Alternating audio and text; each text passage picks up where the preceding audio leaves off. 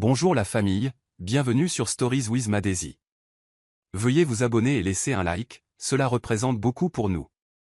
Partagez également cette vidéo avec vos amis et vos proches, et activez les notifications pour ne manquer aucune de nos futures vidéos. Merci d'avance. Installez-vous confortablement et détendez-vous pendant que nous plongeons dans l'histoire. La pluie tombait comme un hymne douloureux le jour où ils ont enterré Sharon Brooks. Les parapluies noirs parsemaient le cimetière comme un chant de culpabilité silencieuse. Alan Brooks se tenait devant, portant le masque d'un mari en deuil, costume impeccable, yeux humides, visage illisible. Pourtant, derrière ses lunettes de soleil sombre, il n'y avait pas de larmes, seulement le poids d'un mensonge trop lourd pour pleurer. Le cercueil était scellé, le corps à l'intérieur jamais vraiment confirmé. Un accident de voiture en feu n'avait laissé que des cendres et des spéculations.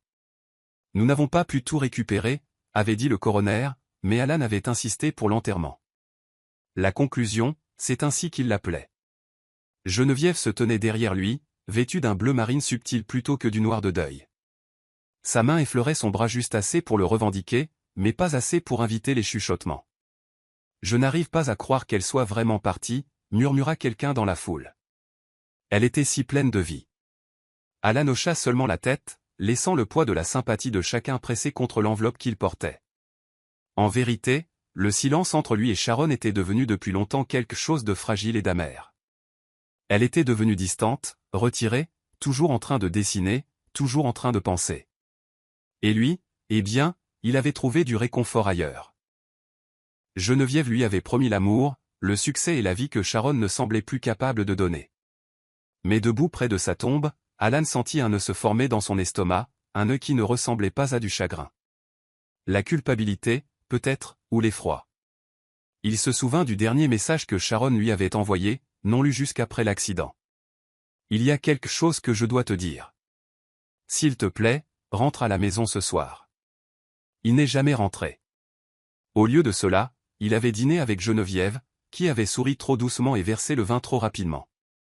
Maintenant, le sol engloutissait un cercueil qui ne contenait peut-être même pas son corps. Et Alan, le mari qui avait choisi l'ambition et le désir plutôt que l'honnêteté, se disait qu'elle était partie, que le passé était enterré avec elle. Mais alors que la pluie frappait sa joue comme une gifle, une pensée, tacite mais claire, résonna dans son esprit, et si je m'étais trompé? Au moment où le volant a tressauté et où les pneus ont hurlé sur l'autoroute glissante, Sharon a su que quelque chose n'allait pas. Ses doigts ont agrippé le cuir avec une panique instinctive alors que les phares d'un camion l'aveuglaient sous l'averse. L'accident ne vint pas d'un impact direct, mais d'un coup de volant désespéré qui envoya sa voiture culbuter dans un ravin, disparaissant dans les arbres en contrebas. Le verre se brisa, les airbags explosèrent.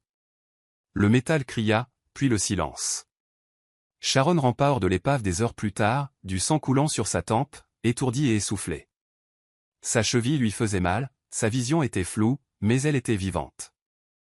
Elle se traîna à travers les broussailles, trempée jusqu'aux os, jusqu'à ce qu'elle s'effondre au bord de la route à la lumière du petit matin, incapable de parler ou de crier. Un pick-up cabossé s'arrêta lentement à côté d'elle. Un homme, fin quarantaine, barbu et aux yeux doux, sauta et se précipita vers elle. « Eh, ça va ? Mon Dieu, vous saignez. » Sharon essaya de répondre, mais sa gorge refusait d'obéir. « Allons vous chercher de l'aide, » dit-il, enveloppant son manteau autour de son corps tremblant. Il ne lui demanda pas son nom. Il n'insista pas pour avoir des détails. Il la porta simplement dans le camion et s'éloigna à des kilomètres de tout ce qu'elle avait jamais connu. L'hôpital était une modeste clinique dans une ville côtière tranquille, loin des gros titres de la ville, loin d'Alan. Sharon ne donna ni nom, ni pièce d'identité, juste le silence d'une femme qui ne voulait plus exister. Lorsque l'infirmière demanda doucement « Devrions-nous appeler quelqu'un ?» Sharon secoua la tête, la voix rauque et tremblante. Il n'y a personne. À cet instant, elle s'enterra, non pas dans une tombe, mais dans l'anonymat. Son corps guérirait, mais son âme s'était déjà brisée d'une manière qu'aucun chirurgien ne pouvait réparer. Ce qui la hantait le plus n'était pas l'accident. C'était le souvenir du message qu'elle avait envoyé, le plaidoyer sans réponse, et la réalisation glaçante que personne n'était venu la chercher. 3 semaines se sont écoulées. Les blessures physiques commençaient à s'estomper, mais l'identité de Sharon restait une question que personne n'osait poser. Le personnel l'avait surnommée Marie, un nom doux, choisi par l'infirmière qui avait brossé les cheveux de Sharon un matin tranquille et chuchoté, « Tu ressembles plus à une Marie, pour moi. » Sharon l'accepta. Elle ne voulait plus être Sharon Brox. Cette femme avait aimé aveuglément, fait confiance complètement et était morte de toutes les manières qui comptaient. En tant que Marie, elle vivait dans une petite chambre au-dessus d'une modeste boutique d'articles d'occasion, travaillant à temps partiel à plier des vêtements et à organiser des tissus. Chaque bruit de la ville, chaque klaxon, chaque sonnerie de téléphone lui rappelait la vie qu'elle avait laissée derrière elle. Parfois la nuit, elle restait éveillée et chuchotait dans l'obscurité, « M'ont-ils seulement cherché ?» Mais aucune réponse ne venait jamais. La propriétaire de la boutique, Miss Janine, une femme maigre d'une 60aine d'années avec une langue acérée et un cœur doux, s'était prise d'affection pour elle.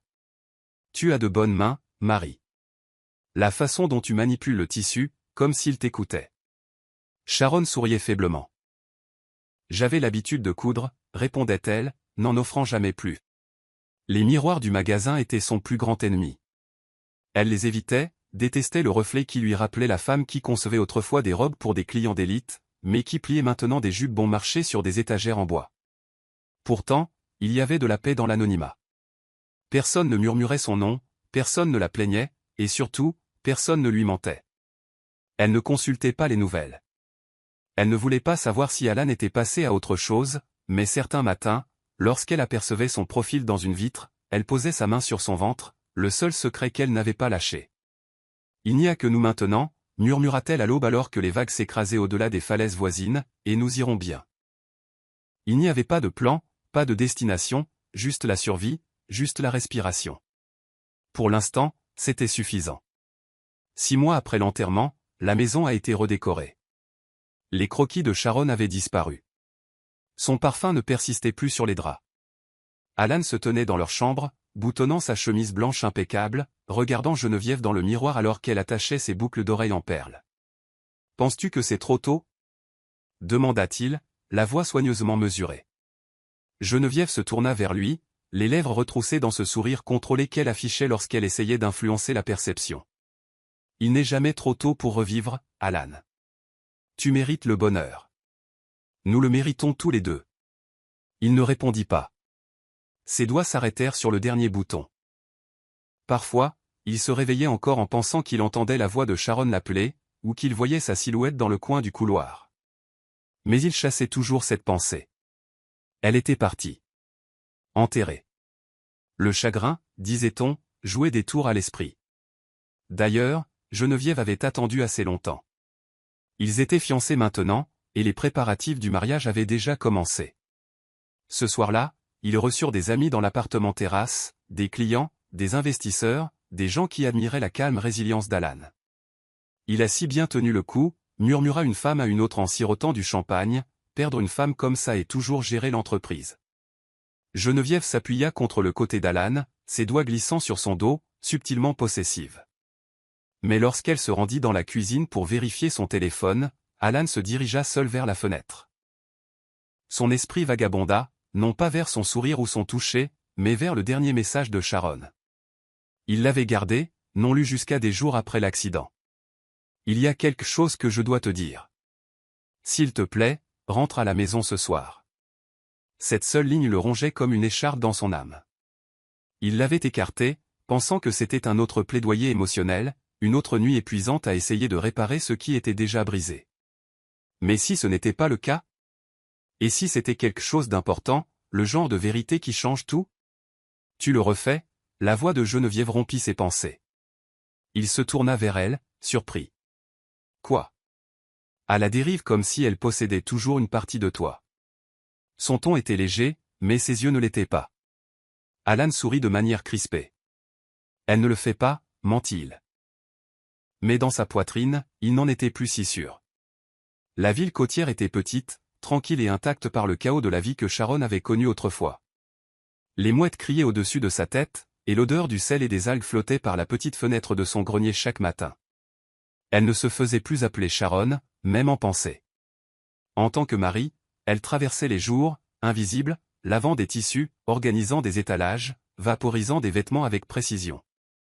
Ses mains n'avaient pas oublié leur talent. Elle cousait avec la même mémoire qui hantait son cœur. Quand elle ne travaillait pas, elle se promenait pieds nus sur les sentiers à flanc de falaise, ses yeux traçant les vagues qui semblaient emporter les vestiges de celle qu'elle était. « Tu as les yeux de quelqu'un qui a traversé le feu », lui dit Miss Janine un après-midi. Marie n'offrit qu'un sourire éteint. Elle parlait peu d'elle-même, et personne n'insistait. Dans cette ville, les secrets étaient emportés comme des empreintes de pas dans le sable. C'est au cours d'une de ces promenades solitaires le long de la plage que Marie tomba sur un groupe d'artistes locaux qui dessinaient près des rochers. Elle se tint à distance, observant, jusqu'à ce que l'un d'eux lève les yeux. Un homme aux cheveux serrés enroulé dans un chignon bas, vêtu d'une salopette tachée de peinture. « Tu dessines » lança-t-il nonchalamment. Marie hésita, puis hocha la tête. L'homme s'approcha lentement, sans s'immiscer, juste curieux. « Je suis Tyler, dit-il, offrant sa paume. Nous faisons ça tous les jeudis. Tu es la bienvenue. Pas de questions, juste des couleurs. Quelque chose dans son énergie la désarma. Ce n'était ni la pitié ni la fascination. C'était une compréhension tranquille. Elle hocha la tête à nouveau. Peut-être la prochaine fois. Ce soir-là, elle rentra chez elle et sortit son carnet de croquis de sous son matelas. Ses doigts tremblèrent au début, mais retrouvèrent ensuite leur rythme. Elle dessina une femme sans visage marchant dans la mer avec une couronne de fils à la main. Elle n'avait pas dessiné depuis la nuit précédant l'accident. Des larmes coulèrent silencieusement sur ses joues. « Tu es toujours là » se murmura-t-elle. « Tu es toujours là. » Tyler Monroe était connu en ville non pour sa renommée, mais pour son cœur. Ses peintures murales s'étendaient sur les murs des ruelles et les cours des orphelinats, racontant des histoires en peinture là où les mots avaient échoué. Il posait rarement des questions, croyant que les vérités des gens ressortaient mieux lorsqu'elles étaient laissées intactes. Lorsque Marie se présenta le jeudi suivant, carnet de croquis à la main mais les yeux baissés, il lui offrit simplement un tabouret et de l'espace. « Choisis ta vue, dit-il, faisant un geste vers l'océan. Elle s'assit à côté de lui, un silence prudent s'épanouissant entre eux. Avec le temps, ils commencèrent à partager de petits morceaux. « J'avais l'habitude de concevoir des robes », mentionna-t-elle un jour en ombrageant une figure. Tyler regarda, essuyant une trace de fusain sur sa joue. « Je peux le voir.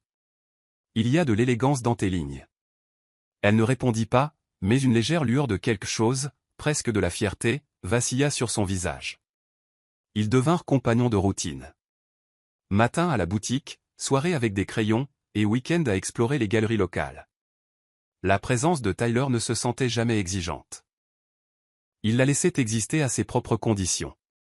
Un soir, alors qu'il peignait une fresque murale pour le centre de jeunesse, il s'arrêta et demanda doucement « Quelle est la chose la plus triste que tu aies jamais eu à faire semblant d'accepter ?» Marie se figea, son pinceau trembla contre le mur. Après une longue pause, elle murmura « Que personne n'est venu me chercher. » Tyler ne parla pas. Il trempa simplement son pinceau dans le bleu céruléen et peignit une traînée qui enveloppa sa silhouette, comme un bouclier. Il ne demanda plus jamais, et dans ce silence, Marie ressentit quelque chose qu'elle n'avait pas ressenti depuis des mois, la sécurité. Dans son monde de couleurs, elle commençait à respirer à nouveau. Non pas parce que quelqu'un la réparait, mais parce que quelqu'un la voyait enfin sans essayer de la résoudre. Au centre-ville, dans une ville voisine, une renaissance culturelle s'agitait. Une initiative de fresques murales et de design de plusieurs millions de dollars, soutenue par d'éminents investisseurs, acceptait des soumissions pour une installation centrale. Le nom de Tyler est apparu lors des discussions du comité, loué pour son travail authentique et sa profondeur émotionnelle. Il n'avait pas prévu de postuler, mais lorsqu'il le mentionna nonchalamment lors d'un déjeuner tardif avec Marie, elle le surprit. « Tu devrais le faire, dit-elle, pliant sa serviette avec précision. Ton travail parle pour les gens qui ont été réduits au silence. » Tyler la regarda pensivement. « Seulement si tu m'aides. J'ai vu tes croquis. Ils méritent la lumière, pas d'être enfermés. » Elle hésita. « Je ne suis plus elle. » Tyler se pencha en avant, son ton doux mais ferme. « Alors laisse le monde rencontrer la femme que tu es maintenant. » De retour en ville, Alan Brooks faisait les 100 pas dans la salle de conférence du siège social de son entreprise. « Nous avons besoin d'un partenaire créatif pour l'initiative de fresques murales, dit-il à son conseil d'administration. Quelqu'un qui comprenne à la fois la vision et le sentiment public. » Son assistant glissa un dossier vers lui. « Il y a un buzz autour d'un artiste indépendant d'une région côtière, Tyler Monroe. Il gagne du terrain, surtout auprès de la communauté. Alan feuilleta le portfolio, vibrant, plein d'âme, obsédant. Quelque chose là-dedans l'attira. Organisez une réunion, dit-il. Prenons les devants. Ce qu'il ne savait pas, ce que personne dans cette pièce ne savait, c'est que l'un des croquis d'arrière-plan de la soumission de Tyler avait été celui de Marie. Et alors que le destin commençait à tisser son fil tranquille, deux mondes se rapprochaient à nouveau sans le savoir, chacun gardant ses secrets, et chacun sur le point de la collision. Tracy Adams sirotait son café glacé dans un café élégant du centre-ville lorsque ses yeux aperçurent une image particulière sur la tablette d'une amie. « N'est-ce pas ton amie disparue, Sharon ?» demanda la femme nonchalamment, tournant l'écran vers elle. La photographie était floue, prise lors d'une galerie d'artisans locale, mais le profil, il était inconfondable. Le pouls de Tracy s'accéléra. Sharon? Non, ça devait être quelqu'un d'autre. L'image montrait une femme, à la peau foncée et posée, se tenant à côté d'une peinture murale, sa main effleurant légèrement la toile. Elle avait l'air paisible, mais Tracy connaissait cette posture, ce poignet, cet air de force tranquille. Son cœur se serra. Elle téléchargea immédiatement la photo, zoomant autant qu'elle le put. « Où as-tu trouvé ça ?» demanda-t-elle, la voix tremblante. L'un des artistes que je suis l'a republié. C'est une nouvelle designer, elle se fait appeler Marie, je crois. Très discrète, mais son travail est puissant. Tracy quitta le café dans un état second, son esprit parcourant toutes les explications possibles. Geneviève l'avait assuré qu'ils étaient tirés d'affaire, que la voiture de Sharon était détruite, que personne n'avait survécu. Pourtant, cette image brisa cette certitude. La panique lui monta à la colonne vertébrale. Si Sharon était en vie, tout ce qu'ils avaient construit, les mensonges, les fiançailles, la confiance d'Alan, pourrait s'effondrer. Ce soir-là, elle se rendit directement à l'appartement en copropriété de Geneviève. « J'ai besoin de te parler, seule. » Geneviève, vêtue d'un vêtement de détente en soie et tenant un verre de vin rouge, haussa un sourcil. « Tu as l'air d'avoir vu un fantôme. » Tracy lui tendit son téléphone. « Je crois que c'est le cas. » Geneviève jeta un coup d'œil à la photo et se figea. « Non, c'est impossible. » Mais même en parlant, sa main se resserra autour du verre de vin. « Elle était partie, Tracy. »« Tu m'as dit qu'elle était partie. » La voix de Tracy se brisa. « J'ai vu son visage.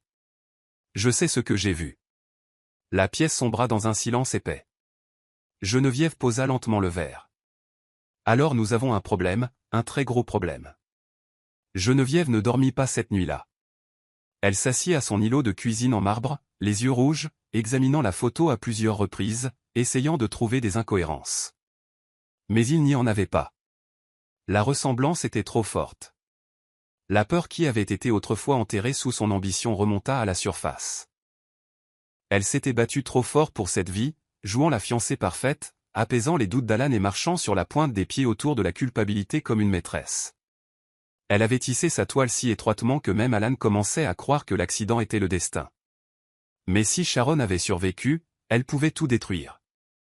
Chaque mensonge, chaque murmure, chaque dissimulation.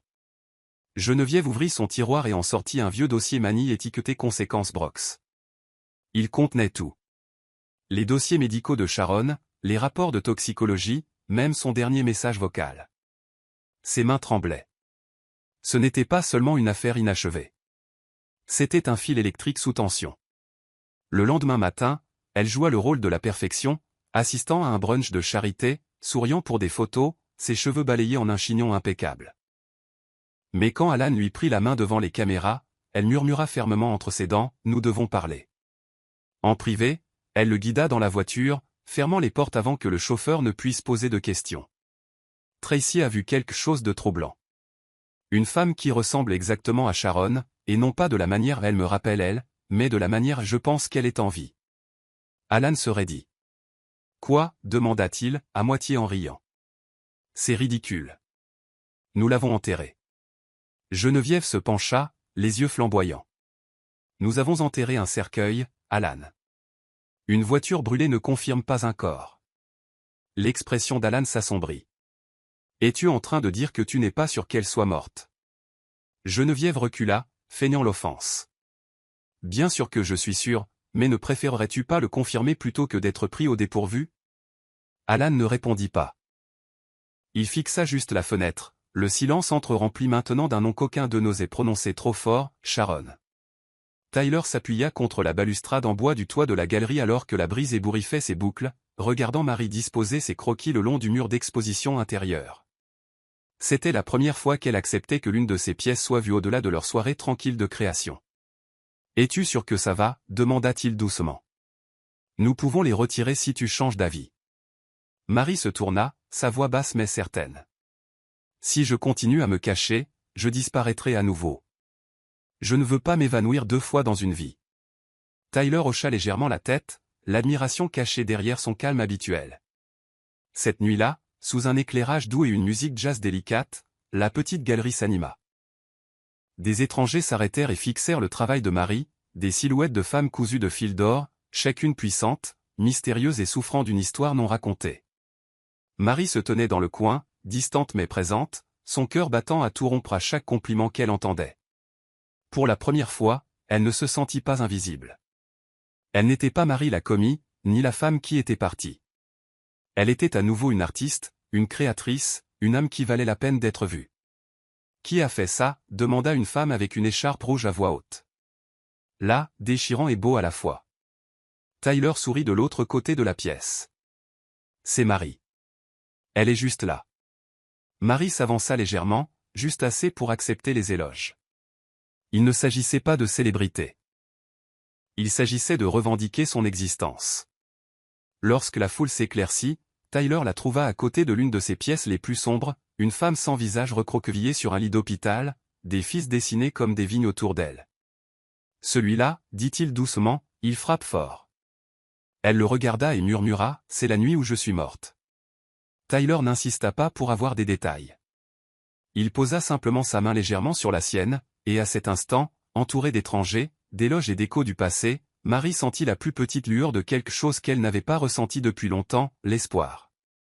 Le centre commercial bourdonnait du trafic piétonnier de fin d'après-midi, des familles jonglant avec des sacs de course, des adolescents riant, de la musique de fond se mélangeant aux annonces de vente. Alan Brooks n'avait pas l'intention de rester longtemps. Il venait de conclure une réunion d'entreprise et s'était arrêté à l'aile de luxe du centre commercial pour acheter un costume sur mesure. Mais alors qu'il attendait au comptoir, quelque chose tira sur le bord de sa vision. Une femme. Pas n'importe quelle femme. Elle bougeait avec la même grâce silencieuse qu'il connaissait autrefois si intimement. Sa peau foncée brillait sous les lumières de la galerie, et sa main élancée portait un dossier de croquis marron. Elle ne regarda pas en arrière. Elle n'en avait pas besoin. La poitrine d'Alan se serra. « Sharon » murmura-t-il, plus pour lui-même que pour quiconque. La logique lui disait que c'était impossible, mais quelque chose de primaire, enterré sous la culpabilité et des années de simulation, s'enflamma comme un incendie. Sans hésitation, il abandonna le comptoir et se précipita dans la foule. « Excusez-moi, mademoiselle. » La voix d'Alan s'éleva au-dessus du bruit, mais elle ne se retourna pas. Les escaliers roulants défilèrent alors qu'il courait, les yeux fixés sur l'arrière de son carré bouclé. Elle contourna un coin et entra dans le hall d'exposition. Il la suivit, le cœur battant à tout rompre, dépassant des étalages, des artistes et des passants aux yeux écarquillés. « Sharon » cria-t-il plus fort cette fois. Elle se figea, juste une seconde. Cette pause faillit le mettre à genoux. Mais elle continua de marcher, plus vite maintenant, presque en courant. Alan poussa, esquivant un stand de vendeur jusqu'à ce qu'il atteigne le bout du hall, seulement pour trouver la foule divisée et elle était partie. Évanouie, avalée par le labyrinthe de clients et de couloirs. Il resta là, essoufflé, stupéfait. Ce n'était pas une hallucination. Ce n'était pas le chagrin. Il l'avait vue, vivante, réelle. Et pour la première fois depuis longtemps, Alan sentit son cœur se briser, non pas par la perte, mais par la certitude indéniable qu'il avait enterré la mauvaise vérité. Alan était assis seul dans sa suite d'hôtel ce soir-là, les lumières de la ville dansant contre les fenêtres du sol au plafond, le verre de bourbon intact dans sa main tremblait légèrement. Son téléphone était posé face contre terre sur la table basse, les notifications bourdonnant de Geneviève, lui demandant où il était, pourquoi il ne répondait pas. Mais tout ce qu'il pouvait entendre était le murmure de son nom. Sharon. Sa démarche, sa posture. Cette légère hésitation quand il l'a appelée. C'était elle, se murmura-t-il. Je sais que c'était elle. Il passa une main dans ses cheveux, le cœur battant toujours. Les souvenirs surgirent comme des raz-de-marée, son rire les soirs tardifs, ses soupirs silencieux dans leur lit, le message qu'elle avait envoyé avant l'accident. Il l'avait écarté à l'époque. Maintenant, cela sonnait comme un avertissement du passé. Que avait-elle voulu lui dire? La pièce semblait plus froide qu'elle n'aurait dû l'être. Alan se leva et marcha vers le miroir, fixant son reflet comme s'il ne reconnaissait pas l'homme qui le regardait. Et si elle n'était jamais morte, demanda-t-il à voix haute, ayant besoin que la question rebondisse sur quelque chose de tangible. Il imagina Sharon dehors, vivante, survivante, se reconstruisant, sans lui. Était-elle en colère? Le haïssait-elle d'être passée à autre chose si rapidement? Savait-elle pour Geneviève? Le poids de tout cela faillit l'écraser. Il ouvrit sa boîte de réception et chercha Marie Fashion Exhibit. Des dizaines de résultats. En cliquant sur les images, son cœur battait. Elle était là encore, dans le coin d'un événement, son profil net, ses yeux tournés vers le bas. Pas Sharon, mais Marie.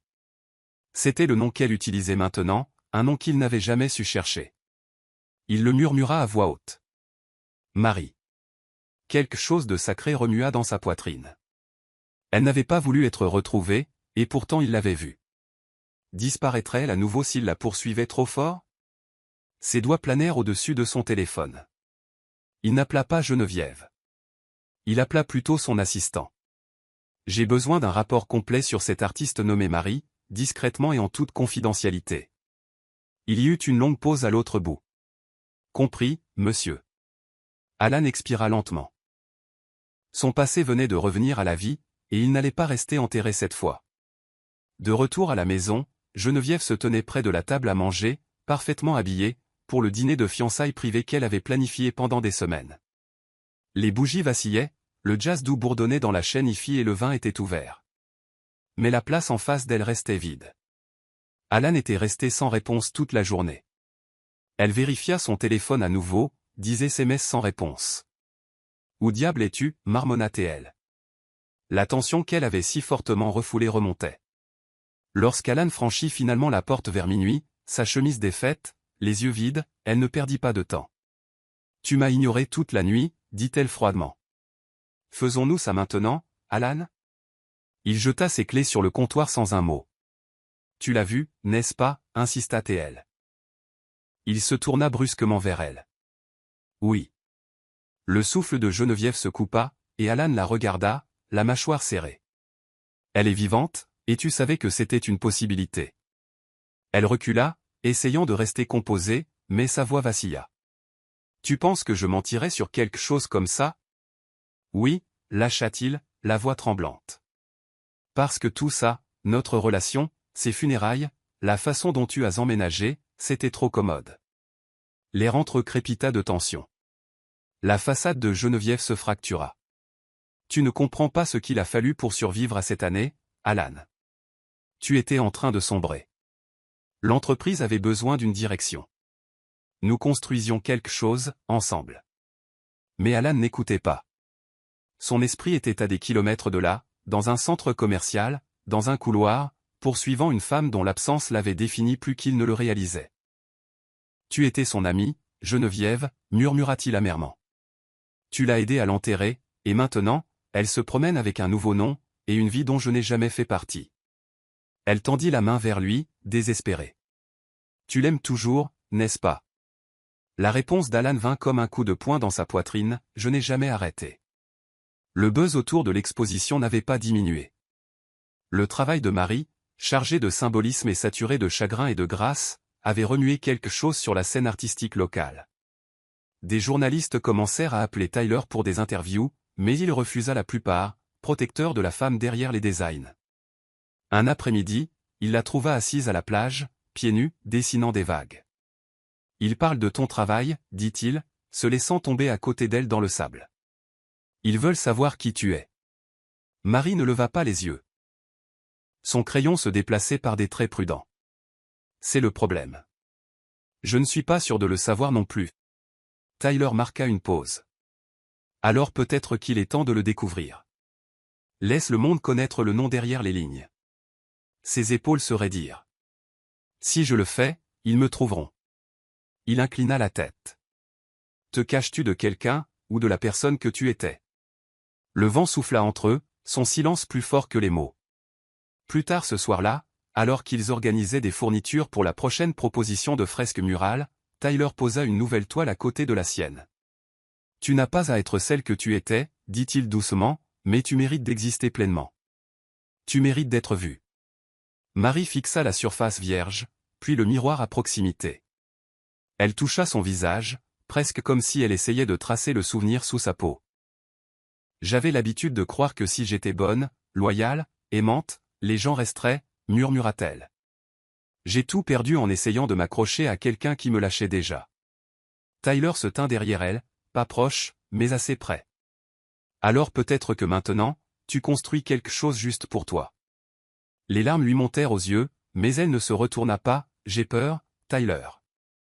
Et si je redevenais elle, et que ça me détruisait?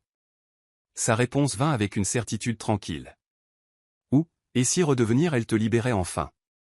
Cette nuit-là, pour la première fois, elle signa son nom au bas d'une nouvelle pièce, S. Brooks. Tout a commencé par une confrontation dans un restaurant aux chandelles près d'un an avant l'accident. Geneviève venait d'apprendre que Sharon était enceinte, une nouvelle qu'elle n'était pas censée savoir. Alan ne l'avait encore dit à personne. Sharon attendait le bon moment.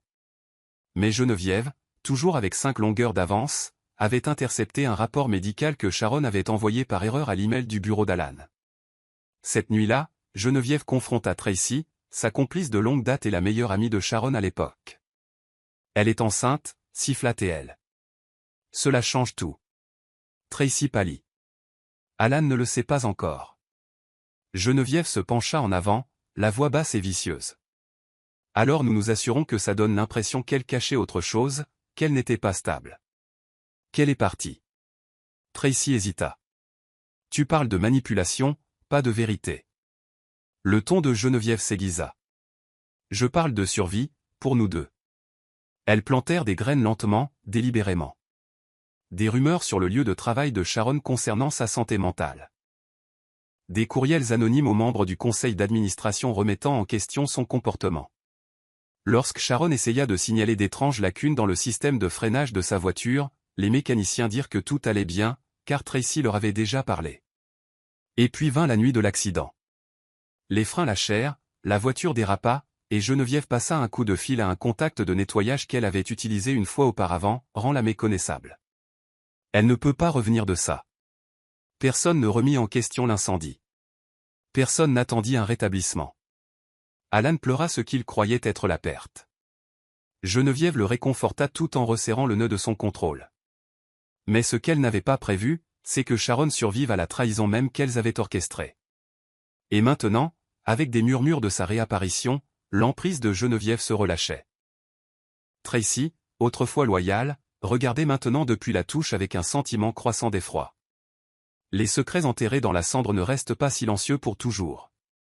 Et le mensonge qu'elles avaient raconté pour construire leur nouvelle vie commençait à pourrir sous leurs pieds. Alan n'était plus l'homme qu'il était, du moins pas en surface. Il portait des costumes qui coûtaient plus cher que le loyer de la plupart des gens, dirigeait des salles de conférence avec une confiance vive et souriait pour les caméras avec la main de Geneviève posée juste comme il fallait sur sa poitrine. Mais à l'intérieur, quelque chose s'était fracturé. Il ne pouvait pas se concentrer. Chaque femme qui passait avec la même démarche ou le même profil lui faisait tourner la tête. Il avait recommencé à rêver de Sharon. Non pas les souvenirs tranquilles, mais des moments vifs. Sa main lui échappant, sa voix murmurant son nom, puis le silence. Il n'avait parlé à personne du centre commercial. Au lieu de cela, il lança sa propre recherche. Silencieuse, méthodique. Grâce à un détective privé, il remonta la piste des contributeurs à l'exposition, élimina les impasses et se concentra sur la ville côtière où Marie avait été vue pour la dernière fois. Plus il apprenait, plus son cœur se serrait. Elle avait vraiment construit une nouvelle vie. Un week-end, Alan quitta la ville seul en voiture. Il n'avertit pas Geneviève. Il n'appela pas le bureau. Il a juste conduit, une valise sur la banquette arrière et un dossier de photos et de notes sur le siège passager. La ville l'accueillit avec l'air marin et le silence. Il réserva une chambre dans une auberge modeste et marcha dans les rues comme un fantôme, scannant chaque vitrine. Et puis il la vit, pas directement. Un reflet dans la vitrine d'une boutique. Une femme arrangeant des écharpes. Sa main s'arrêta, sentant presque les yeux sur elle. Alan se cacha derrière une voiture. Son souffle se coupa dans sa gorge. Il ne s'approcha pas. Pas encore. Ses mains tremblaient. Il n'était pas prêt. Au lieu de cela, il se tint dans l'ombre, observant la vie qu'elle avait cousue pièce par pièce, sûre, petite et loin de l'homme qu'il avait autrefois laissé tomber. « Je reviendrai, murmura-t-il. Mais la prochaine fois, je serai prêt à te faire face. » Sharon se tenait dans l'arrière-boutique, ses mains tremblant en tenant son téléphone. La cliente lui avait montré nonchalamment un article intitulé « Designer anonyme étonne la scène artistique côtière », et juste sous le titre se trouvait une photo candide d'elle prise lors de l'exposition de la galerie. Son visage n'était pas entièrement visible, mais c'était suffisant. Assez pour lui rappeler que les murs qu'elle avait construits se fissuraient. Elle verrouilla la porte, s'effondra sur la chaise et pressa ses paumes sur son visage. « Non, non, pas maintenant, murmura-t-elle. Pour la première fois depuis des mois, sa respiration devint saccadée. Chaque seconde ressemblait à un compte à rebours. La cherchait-il? Alan était-il dehors? Et si Geneviève savait? La pièce commença à tourner. Elle ne s'était pas préparée à cela, ni émotionnellement, ni mentalement. Ce monde qu'elle avait créé avait été son refuge, et maintenant il se sentait envahi. Elle composa le numéro de Tyler sans réfléchir. Lorsque sa voix répondit, calme comme toujours, elle ne put parler. « Marie, dit-il doucement. Que s'est-il passé? » Elle essaya de répondre, mais au lieu de cela, un sanglot étouffé s'échappa de sa gorge. « Ils m'ont trouvé, s'étrangla-t-elle, ou ils sont sur le point. » Tyler ne demanda pas qui ils étaient. Il dit simplement « J'arrive ». En quelques minutes, il arriva à la boutique, les yeux balayant son visage avec une sorte de respect. « Respire, dit-il, s'agenouillant à côté d'elle. Tu es en sécurité. Personne ne t'entraînera nulle part. » Elle secoua violemment la tête. « Tu ne comprends pas. S'ils savent que je suis en vie, ils vont déformer l'histoire. Ils vont faire croire que j'ai tout abandonné. Et Alan, il va tout gâcher. » Tyler lui prit la main. « Il pourrait essayer, mais tu n'es pas la femme qu'ils ont enterrée. Tu t'es reconstruite, et personne n'a le droit de réécrire ça. » Ses larmes ralentirent. Elle serra sa main plus fort. Dans sa force tranquille, elle ne se sentit pas comme une proie. Elle se sentit comme quelqu'un qui valait la peine d'être protégé, qui valait la peine d'être entendu, qui valait la peine d'être choisi. Ils s'assirent sous les étoiles cette nuit-là sur le toit de la boutique, enveloppés dans le silence et une couverture partagée. Les yeux de Sharon étaient bouffis, mais calmes. Tyler n'avait pas posé de questions après l'effondrement. Il était simplement resté. Alors que le vent tirait doucement sur leurs cheveux, elle dit finalement « Tu ne m'as jamais poussé. » Pourquoi? Tyler prit une profonde inspiration avant de répondre. « Parce que j'ai vu ce que ça fait quand quelqu'un a trop perdu pour donner quoi que ce soit librement. Et je préfère être celui qui te donne de l'espace que celui qui te le vole. » Elle se tourna vers lui, les yeux scrutateurs. « Même si je ne te dis jamais tout? » Il hocha la tête. « Même alors. » Ses lèvres s'entr'ouvrirent légèrement, une question se formant, mais elle la laissa tomber. Au lieu de cela, elle posa sa tête contre son épaule. Pour la première fois depuis des années, elle ne sentit pas qu'elle devait s'expliquer pour être aimée. Après une longue pause, Tyler rompit finalement le silence avec sa propre vérité. « Je savais que tu cachais quelque chose le premier jour où tu es arrivé à la plage avec ce carnet de croquis. Il y avait du chagrin dans tes mains. Pas du chagrin frais, mais en couche. Et puis quand tu as dit que ton nom était Marie, je n'y ai pas cru. Pas vraiment. » Elle leva les yeux lentement. « Alors, pourquoi n'as-tu rien dit? » Sa voix était stable. « Parce que ton silence méritait du respect. Parce que je suis tombé amoureux de toi, non pas de l'histoire derrière toi, mais de la façon dont tu bouges maintenant.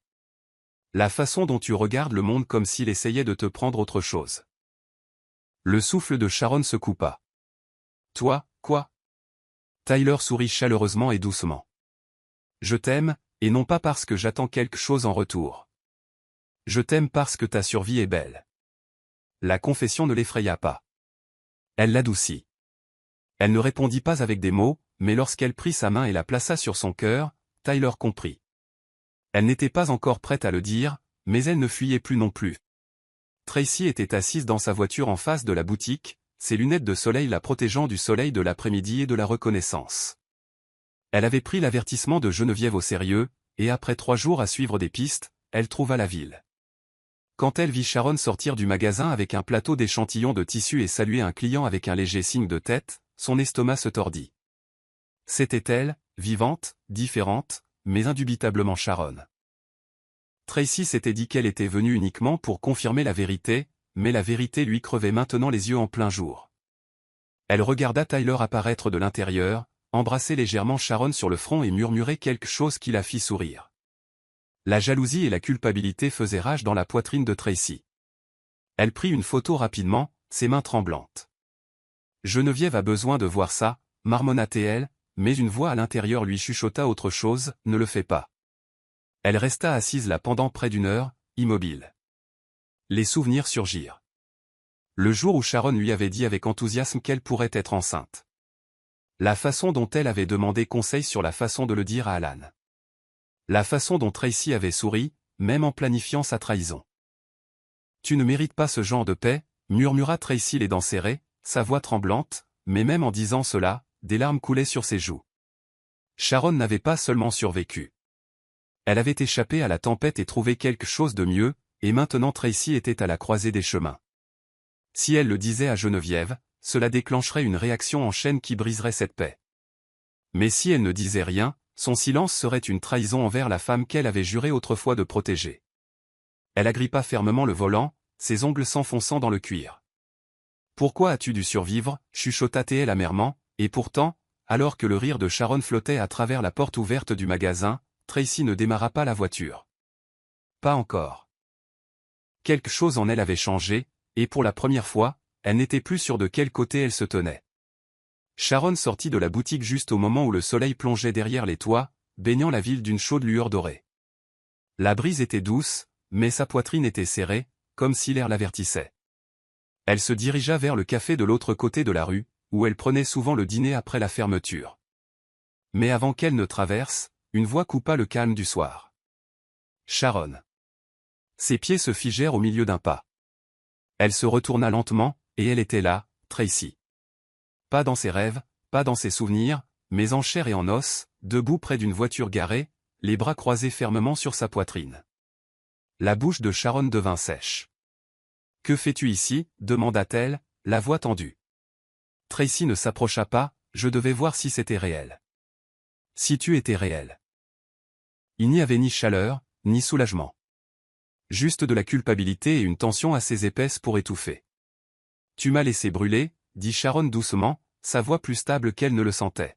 « Et maintenant, tu veux quoi » La conclusion. La mâchoire de Tracy se serra. « Je ne savais pas que tu étais vivante. Je pensais que le plan était juste de secouer les choses, pas » sa voix s'éteignit sous le regard froid de Sharon. « Pas me tuer » termina Sharon. « Je t'ai fait confiance. Je t'ai parlé de ma grossesse. J'ai pleuré auprès de toi, et tu m'as vendu. » L'expression de Tracy se fissura avec quelque chose qui ressemblait à du regret. Ce n'était jamais censé aller aussi loin. Geneviève. Sharon leva la main. Ne prononce pas son nom. Tu as fait un choix. Et maintenant je dois décider quoi faire avec ça. Les épaules de Tracy s'affaissèrent. Je ne suis pas là pour te dénoncer. Je ne veux pas que ta vie soit ruinée, mais tu dois savoir. Alan t'a vu, au centre commercial. Il arrive. Le cœur de Sharon rata un battement. Tu devrais partir, dit-elle, sa voix plus froide maintenant. Quel que soit le morceau qui me reste, il ne t'inclut pas, Tracy hésita, puis retourna lentement à sa voiture. Alors qu'elle s'éloignait, Sharon se tint sous le ciel qui s'assombrissait, sachant que le passé ne frappait pas seulement. Il était entré pleinement dans son présent. L'expo de mode bourdonnait, les flashs des caméras de presse, les designers échangeant des compliments et des critiques, et des rangées de pièces vibrantes exposées par des talents émergents. Sharon était arrivée discrètement, son nom répertorié comme S-Brox dans le coin du programme de l'événement. Tyler se tenait à ses côtés, fier, protecteur, mais attentionné à ne pas éclipser son moment. « Tu as l'air puissante ce soir » murmura-t-il alors qu'elle ajustait le bracelet en argent à son poignet. Tu l'as mérité. Sharon hocha la tête, mais ses yeux trahissaient sa nervosité. Puis, à travers la foule, le monde changea. Il leva les yeux, et il était là, Alan, dans un costume noir sur mesure, les cheveux légèrement ébouriffés, balayant la galerie jusqu'à ce que ses yeux se fixent sur les siens. L'air quitta ses poumons. Il se figea également, ses lèvres s'entr'ouvrant d'incrédulité. Ils se fixèrent pendant ce qui semblait être une éternité, deux fantômes ramenés à la vie par des histoires inachevées. Le souffle de Sharon se coupa. Son cœur battait contre ses côtes. Le bruit de l'événement s'assourdit en un bourdonnement lointain alors que les gens se déplaçaient autour d'eux, inconscients de la tempête qui se déclenchait au centre de la pièce. Alan fit un pas lent en avant. Elle fit instinctivement un pas en arrière. Tyler, sentant que quelque chose avait changé, suivit son regard et le vit. « C'est » demanda-t-il, mais Sharon ne répondit pas. Elle se tourna rapidement et marcha vers la sortie arrière, ses talons claquant contre le sol avec une urgence croissante. Alan la suivit, se faufilant à travers les invités, murmurant des excuses, ne la quittant jamais des yeux. « Sharon, attends » cria-t-il, sa voix plus désespérée maintenant. Elle ne s'arrêta pas, pas encore. Le passé venait d'entrer vêtu d'un costume, et elle n'était pas prête à le laisser parler. À l'extérieur du hall d'exposition, Sharon fit irruption par la sortie de secours dans la ruelle, haletant comme si l'air à l'intérieur l'avait étouffée. Elle s'appuya contre le mur, la poitrine se soulevant et s'abaissant rapidement. La porte claqua derrière elle, et Alan apparut quelques secondes plus tard, essoufflé. « Sharon » dit-il à nouveau, comme si le répéter pouvait la faire rester. Elle se tourna pour lui faire face, les yeux flamboyants, la voix perçante. « Ne m'appelle pas comme ça. Tu n'as pas le droit de prononcer mon nom comme s'il t'appartenait encore. » Il eut l'air stupéfait, mais ne recula pas. « Je te croyais morte, » dit-il doucement. « J'ai fait ton deuil. » Son rire était amer. « Tu as pleuré ta culpabilité. Elle ne t'a jamais vraiment quitté. Je n'ai jamais vraiment disparu. J'ai juste cessé d'être commode. » Alan s'approcha, prudemment. « Pourquoi n'es-tu pas revenu ?» Elle cligna des yeux, incrédule. « Revenir à quoi ? À un mari qui a menti, qui a trompé, qui a laissé sa maîtresse orchestrer mon effacement ? J'étais enceinte de ton enfant, Alan. » Cela le fit taire. Sa bouche s'ouvrit, mais aucun mot ne sortit. Les yeux de Sharon brillèrent, non pas d'amour, mais de fureur. « J'avais besoin de toi cette nuit-là. Je t'ai envoyé un message. J'avais peur, et tu l'as choisi, elle. » La voix d'Alan se brisa. « Je ne savais pas. Si j'avais su. » « Mais tu n'as pas demandé, » l'interrompit-elle. « Tu as supposé le pire et tu es passé à autre chose. Et maintenant, tu veux quoi ? La rédemption ? » Les mains d'Alan tremblaient. « Je veux juste une chance de m'expliquer. » Elle recula. « Je t'ai donné cette chance il y a des années. Tu l'as enterrée avec moi. » Puis, sans un autre mot, elle se retourna et s'éloigna, laissant Alan dans la ruelle sombre, trempé dans l'épave de tout ce qu'il pensait avoir enterré et oublié. Geneviève était assise sur le bord de son canapé en cuir, serrant un verre de vin qu'elle n'avait pas touché. Le téléviseur vacillait devant elle, mais elle ne regardait pas les nouvelles. Ses yeux étaient fixés sur son téléphone, où un titre la regardait fixement, « Femme disparue retrouvée ». L'artiste S. Brox déclenche des spéculations à l'expo. L'image jointe l'envoya dans une spirale. Ce n'était pas seulement une ressemblance. C'était Sharon. Vivante. Publique. Défiante. Les mains de Geneviève tremblèrent alors qu'elle appelait Tracy. Elle ne se cache plus, siffla-t-elle au moment où Tracy décrocha. Elle fait une déclaration. Elle revendique son nom. Tracy semblait épuisée. Je t'avais prévenu que ça arriverait. Elle ne nous doit pas le silence. Geneviève se leva brusquement. Elle me doit tout. Sais-tu ce que j'ai fait pour empêcher Alan de s'effondrer ? Il y eut une pause. Non, Geneviève. Tu l'as fait pour t'empêcher de t'effondrer. Plus tard cette nuit-là, Alan arriva à la maison, le visage sculpté par l'épuisement, la mâchoire serrée. Nous devons parler, dit-il froidement. La voix de Geneviève était calme mais tendue. Tu l'as vu, n'est-ce pas ? Il laissa tomber ses clés et la regarda comme une étrangère. Tu savais qu'elle aurait pu survivre. Tu ne m'as pas prévenu. Pourquoi? Les lèvres de Geneviève tremblèrent. Parce que je ne voulais pas te perdre à nouveau. Tu t'éloignais même quand elle était en vie. J'ai dû me battre pour ce que nous avions. Les yeux d'Alan se rétrécirent. Tu as tout manipulé. Tu m'as laissé croire qu'elle était morte. Tu as choisi cette voie, craqua sa voix. Il a choisi la survie. Il s'approcha. Tu n'as pas seulement détruit la vie de Sharon. Tu as fait de moi un idiot. Geneviève tendit la main vers lui, mais il se retira. Je reste à l'appartement terrasse du centre-ville. Ne m'appelle pas, la porte claqua, la laissant dans un silence auquel elle avait passé des années à prétendre qu'elle pouvait survivre. Au matin, les médias étaient en ébullition. Les paparazzi campaient devant la boutique, criant des questions sur la prétendue résurrection de Sharon. Les gros titres étaient impitoyables. La femme disparue revient. Trahison ou survie? De la cendre à l'art, qui est Esbrox? Sharon resta à l'intérieur, les rideaux tirés, le téléphone éteint. Tyler se tenait près de la fenêtre, tendu. Ils ont garé des camionnettes devant, marmonna-t-il. Ils ne partiront pas de sitôt. Sharon faisait les 100 pas dans le salon, les bras croisés fermement sur sa poitrine. Ce n'est pas comme ça que je voulais que la vérité fasse surface. Pas comme ça, déformée, sensationnelle. Tyler la regarda avec des yeux stables. Tu n'as pas demandé cette guerre, mais elle t'a trouvé quand même. Elle soupira. Maintenant, le monde pense que j'ai simulé ma mort pour l'art. Plus tard cet après-midi-là, une source anonyme a divulgué le certificat de mariage précédent d'Alan à un grand média, confirmant que Esbrox était légalement Sharon Brox. En quelques heures, les journalistes ont déplacé leur attention de la spéculation au scandale. L'épouse présumée morte du PDG réapparaît, la fiancée sous le feu des critiques. Alan, aveuglé, appela Sharon à partir d'un numéro masqué. Elle ne répondit pas. Il essaya à nouveau. Au troisième appel, elle décrocha. « Ne prononce pas mon nom, dit-elle sèchement. Alan resta silencieux un instant. « Je n'ai rien divulgué. Je ne veux pas que tu sois blessé. J'ai juste besoin de te revoir, en privé. » Sharon rit amèrement. « Tu veux de l'intimité maintenant? Après que ta maîtresse ait paradé avec nos fiançailles pendant que je saignais encore ?» Sa voix était douce.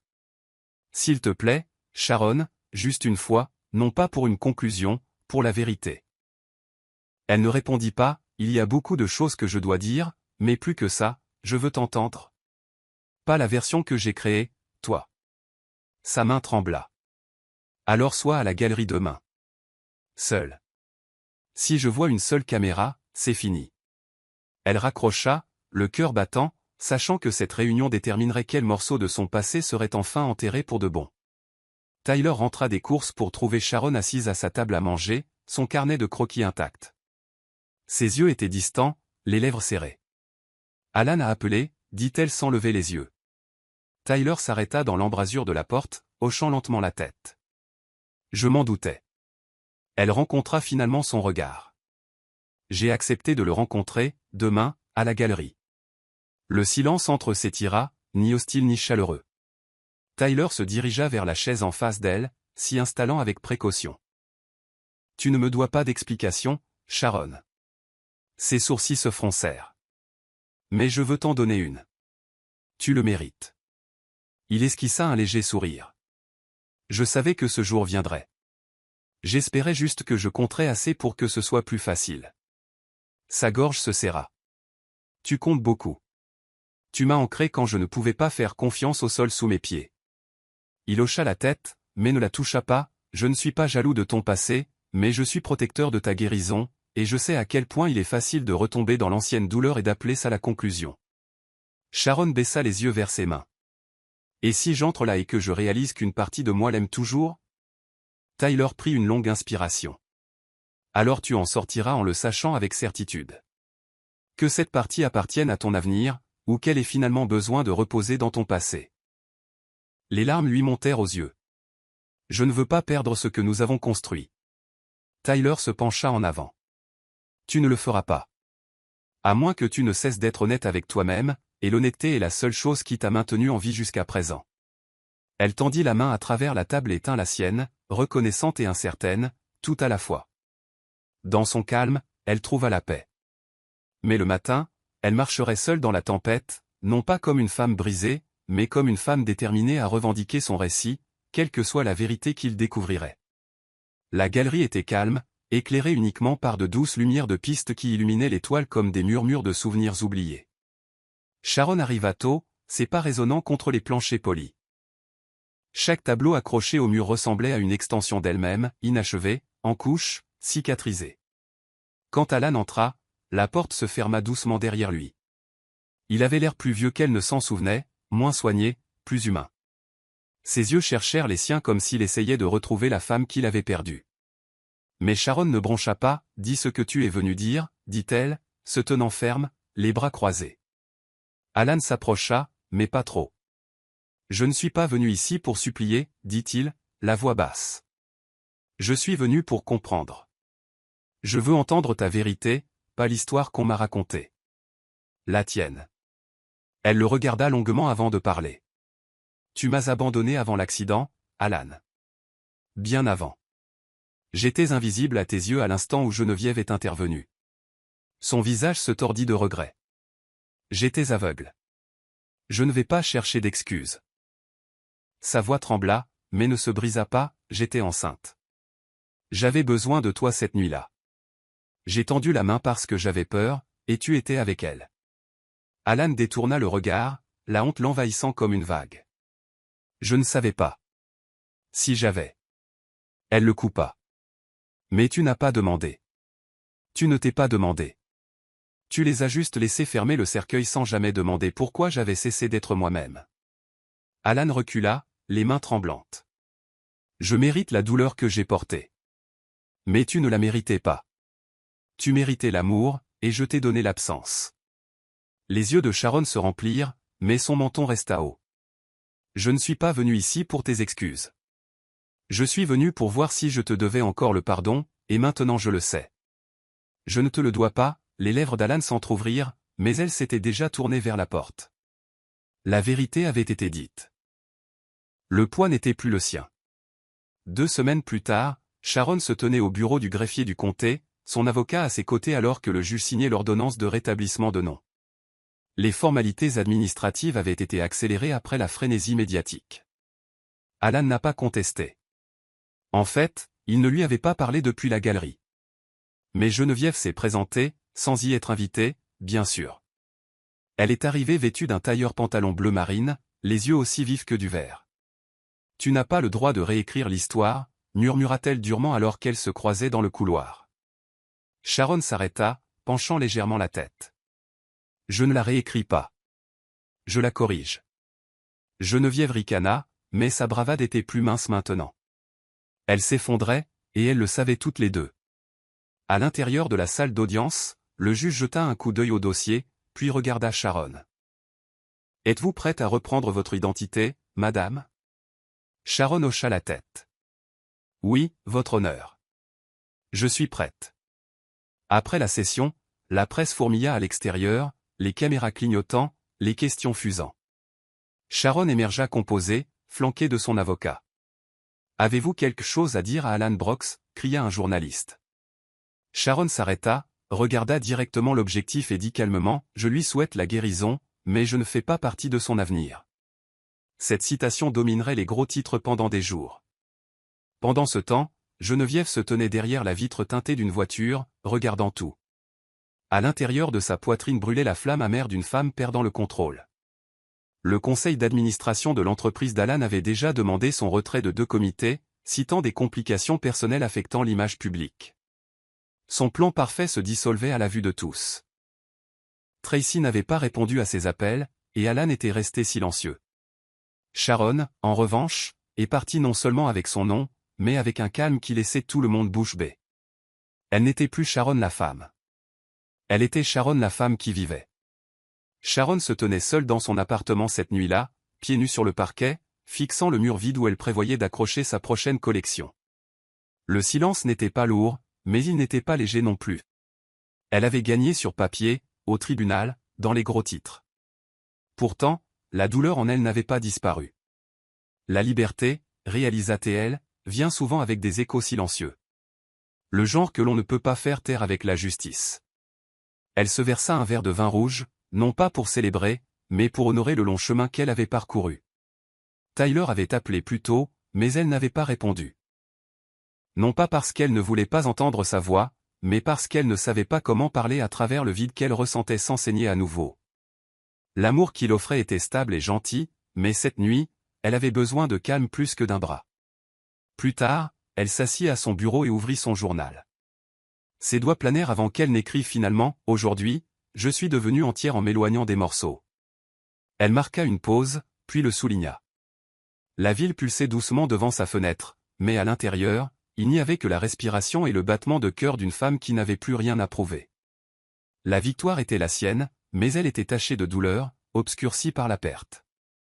Pourtant, elle était sienne, complètement. On frappa à sa porte, ce qui la surprit. Quand elle ouvrit, Tyler se tenait là, non pas dans l'attente, juste présent.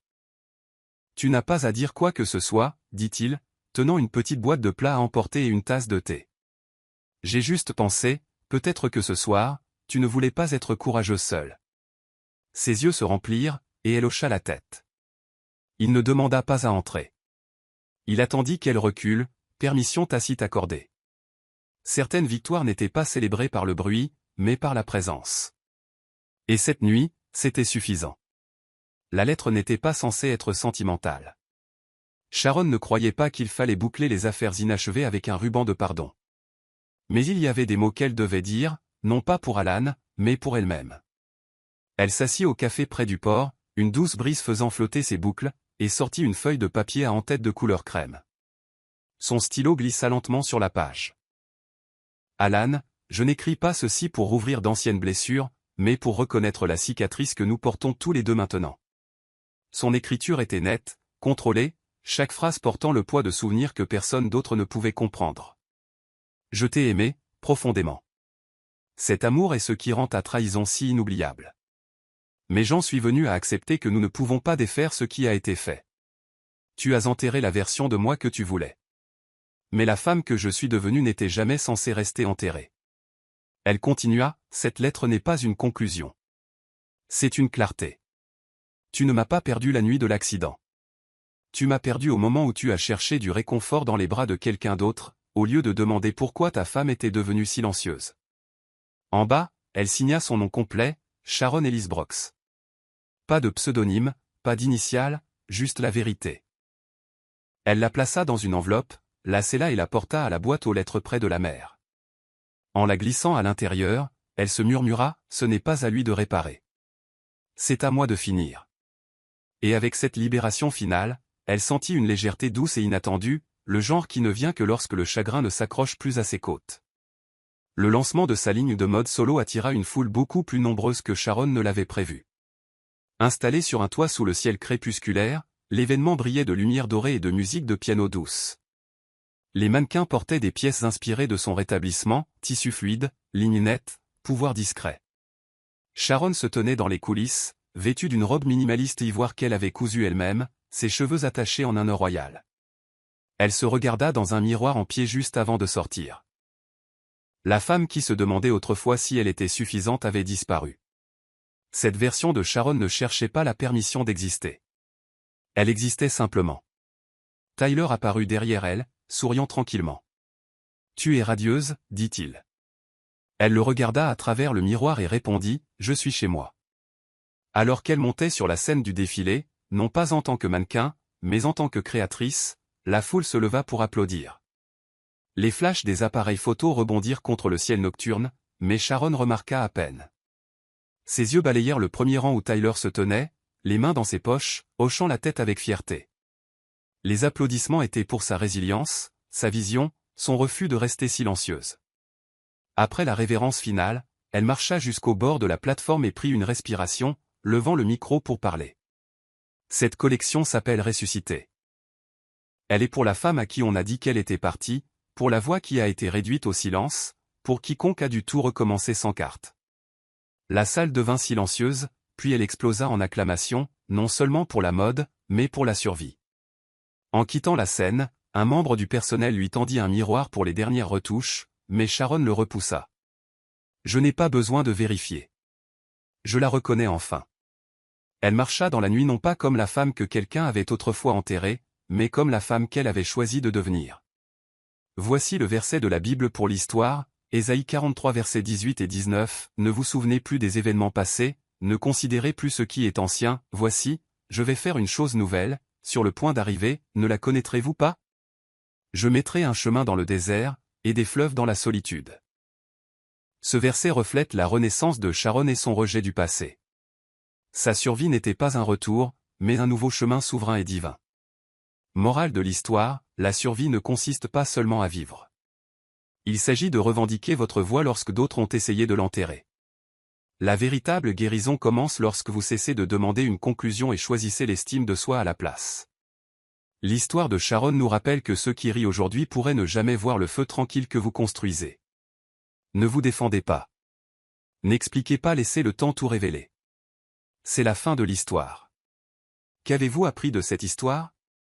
Partagez vos réflexions dans la section des commentaires. Laissez un like, et n'oubliez pas de vous abonner et d'activer les notifications pour être averti lorsque nous publierons nos prochaines vidéos. Partagez également cette vidéo à quelqu'un qui pourrait être intéressé. Merci beaucoup d'avoir regardé.